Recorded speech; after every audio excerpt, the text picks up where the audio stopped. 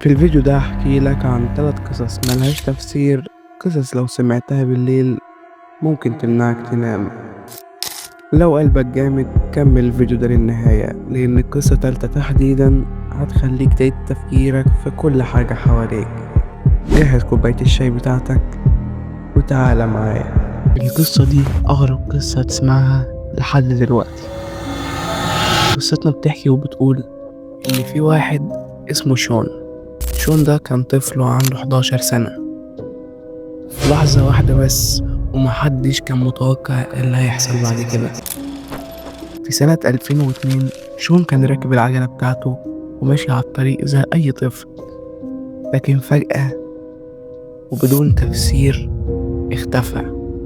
لا صوت ولا شهود ولا أي دليل، كأنه اتبخر من على وجه الأرض.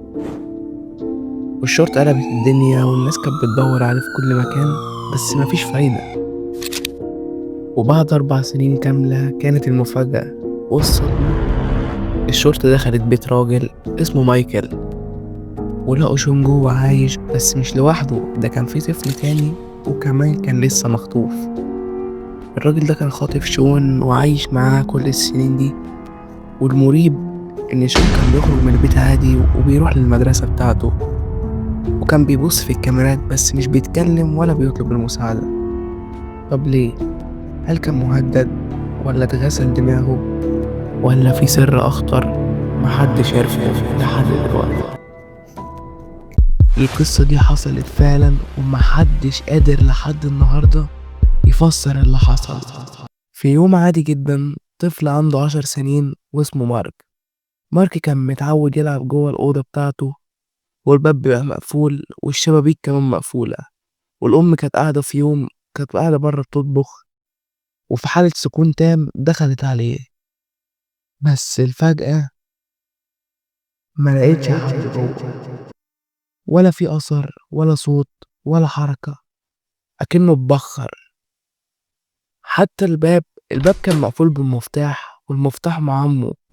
طب ازاي؟ البوليس جه وفتش كل ركن في البيت، والمشكلة ولا لقوا دليل وما لقوش كمان أي حاجة تثبت إن هو خرج، ولا حتى كاميرات الشارع شافت حاجة. ولحد النهاردة محدش عارف الحقيقة، هل هو اختفاء غامض ولا هروب ولا في حاجة أكبر بتحصل أكبر من كده. في سنة 1997 قطار مصري كان طالع من أسيوط ومتجه للقاهرة. الساعة كانت 11 بالليل.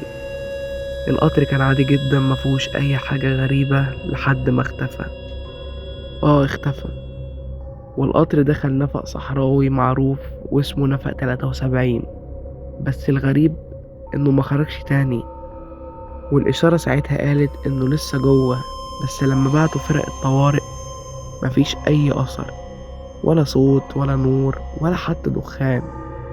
واللي حصل بعد 5 ساعات قلب مصر كلها. القطر رجع، بس الغريب إنه رجع فاضي، مفهوش ولا راكب ولا سواق.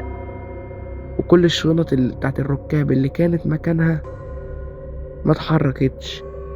حتى التذاكر كانت لسه موجودة، بس الناس فين؟ اختفوا. وأجهزة المراقبة قالت إن القطر ما خرجش من النفق أصلا، لكنه اتسجل وهو بيرجع من الاتجاه المعاكس لوحده. حد بيسأل طب ازاي رجع لوحده ومين اللي شغله وفين اللي عليه؟ من وقتها والنفق اتقفل، والقطر ما اتحطش في أي محطة ولا اتعرض في أي متحف، ولا حد عارف هو فين دلوقتي. بس في ناس بتقسم وبتقول إنهم بيشوفوا القطر ده بالليل واقف على الرصيف ومنور، بس مفيهوش حد، وبيتحرك لوحده وبيختفي تاني.